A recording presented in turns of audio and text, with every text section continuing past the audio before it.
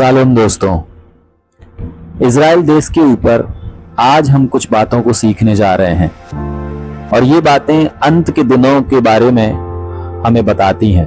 शीर्षक है Israel, Bible की भविष्यवाणी और आपके जीवन से इसका संबंध। मेरे प्रिय भाइयों और बहनों, आज का विषय सिर्फ इतिहास नहीं है, यह भविष्य है। आज हम बात करेंगे उस छोटे से देश की जिसे पूरी दुनिया में सबसे ज्यादा घृणा भी मिली है और सबसे ज्यादा संरक्षण भी, और वो देश है इज़राइल देश। क्यों इज़राइल की स्थापना बाइबल की भविष्यवाणी की पूर्ति मानी जाती है? क्या ये घटनाएं मसीह के दोबारा आगमन से पहले की घड़ी की सुई हैं? और इससे मेरा और आपका क्या लेना देना है? इज़राइल की स्थापना की बाइबल से भविष्यवाणी। अब्राहमिक वाचा के 7 आयाम। क्यों परमेश्वर ने इज़राइल को चुना? क्या आज की यहूदी वापसी भविष्य की पूर्ति है? क्या हम अंतिम समय में हैं? और इस सब का मेरे और आपके जीवन से क्या संबंध है? आइए देखेंगे एक एक करके। पहला भाग, एक दिन में जन्मा राष्ट्र। 14 मई 1948 को डेविड बेन गुरियन ने स्टेट ऑफ इज़राइल की घोषणा की। ठीक उसी क्षण अमेरिका के राष्ट्रपति हैरी ट्रूमैन ने मान्यता दी। यशायाह 66 उसका 8 आयत में क्या लिखा है, आइए पढ़ते हैं। यशायाह 66 उसकी 8वीं आयत। ऐसी बात किसने कभी सुनी, किसने कभी ऐसी बातें देखी? क्या देश एक ही दिन में उत्पन्न हो सकता है? क्या एक जाति क्षण मात्र में ही उत्पन्न हो सकती है? क्योंकि सियोन को प्रसव पीड़ा उठी ही थी कि उससे संतान उत्पन्न हो गए। यह भविष्यवाणी 2500 साल पहले दी गई थी और यह सटीक पूरी हुई। कोई भी किताब इतनी सटीक भविष्यवाणी नहीं करती जितनी बाइबल करती है, और इज़राइल इसका सबसे बड़ा सबूत है। दूसरा भाग है अब्राहमिक वाचा और उसके 7 आयाम। उत्पत्ति 12, 15 और 17 अध्याय में हम पढ़ते हैं, परमेश्वर ने अब्राहम से 7 चीजों की प्रतिज्ञा की। पहली प्रतिज्ञा व्यक्तिगत आशीष कि मैं तेरा नाम बड़ा करूंगा। दूसरी प्रतिज्ञा राष्ट्र बनाऊंगा, एक महान जाति बनाऊंगा। तीसरी प्रतिज्ञा भूमि देगा, कनान की भूमि। चौथी प्रतिज्ञा जो तुझे आशीष दे उसे मैं आशीष दूंगा। पांचवी प्रतिज्ञा जो तुझे शाप दे उसे मैं शाप दूंगा। छठवीं प्रतिज्ञा तेरे वंश से सारी जातियां आशीष पाएंगी। और 7वीं प्रतिज्ञा यह वाचा अनंत और अटल है। यह वाचा अब्राहम के विश्वास पर नहीं, परमेश्वर की प्रतिज्ञा पर आधारित है और यह बदली नहीं जा सकती। तीसरा भाग, क्यों इज़राइल को चुना? व्यवस्था विवरण 7 उसकी 7वीं आयत। व्यवस्था विवरण 7 का 7 और 9 का 6।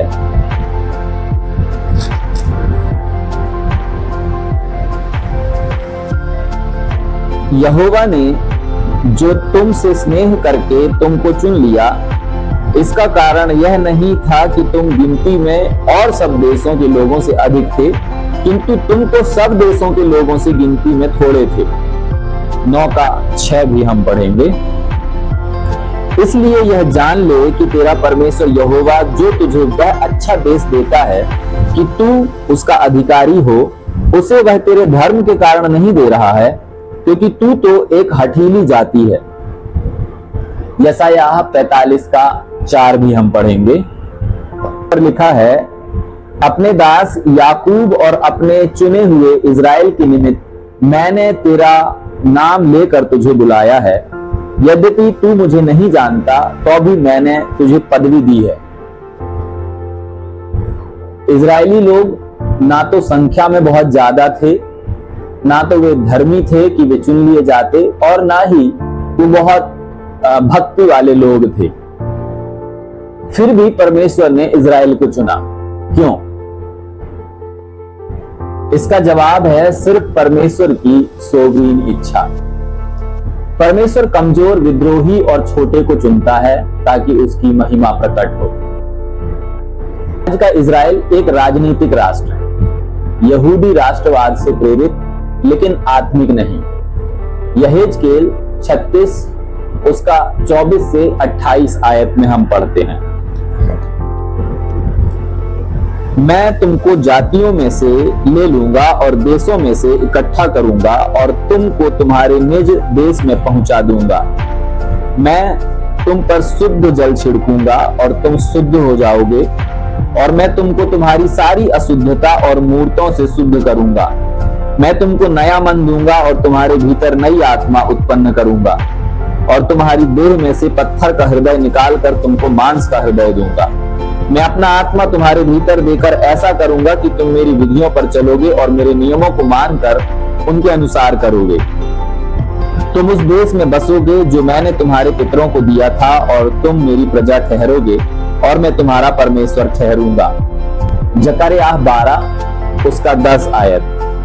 मैं दाऊद के घराने और यरूशलेम के निवासियों पर अपना अनुग्रह करने वाली और प्रार्थना सिखाने वाली आत्मा उंडेलूंगा, तब वे मुझे ताकेंगे, अर्थात जिन्होंने भेदा था, और उसके लिए ऐसे रोएंगे जैसे इकलौते पुत्र के लिए रोते पीटते हैं, और ऐसा भारी शोक करेंगे जैसा पहिलौठे के लिए करते हैं।